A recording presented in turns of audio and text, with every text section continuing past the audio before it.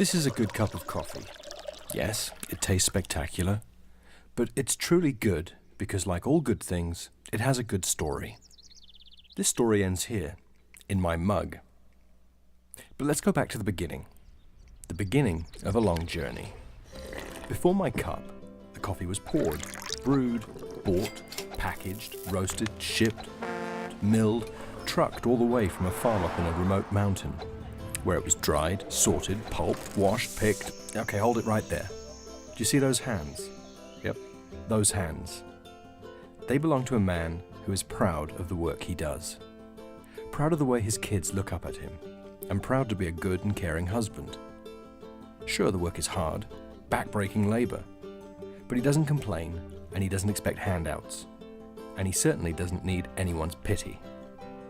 These are the hands of a man who, at the end of each day, kisses his wife and kids goodnight, and sleeps soundly, assured that what he does matters.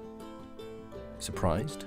This isn't a sob story about how a poor subsistence farmer was given medication for his family, and given food, and given a fair wage for his work.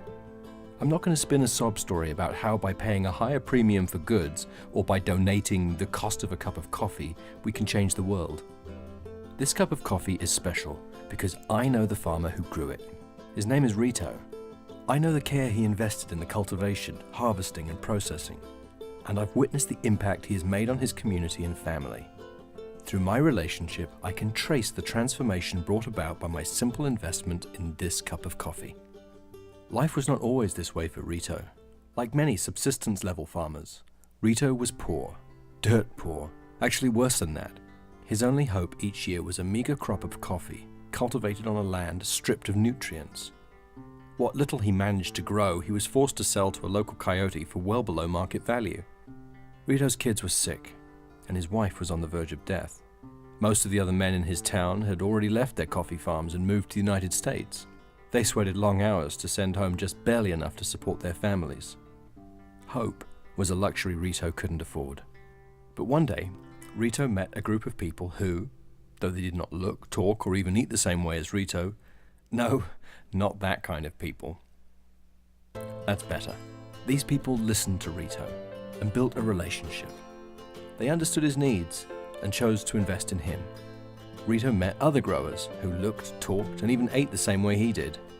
But these people seemed to be doing well, very well, not just financially, but their families also appeared to be healthier and happier than his own.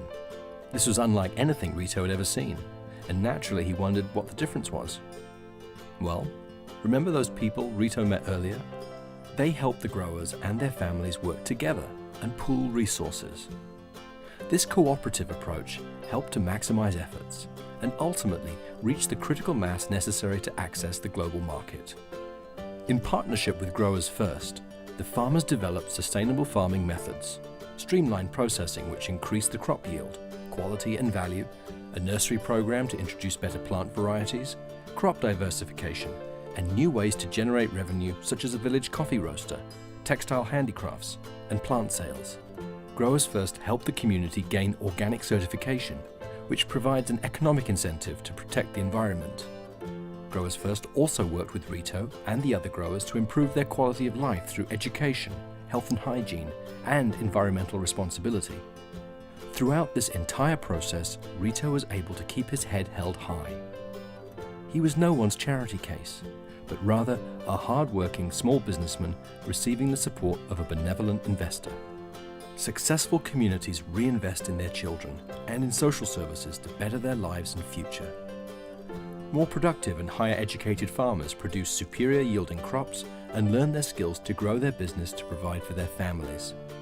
Business prospers, the environment prospers, people prosper.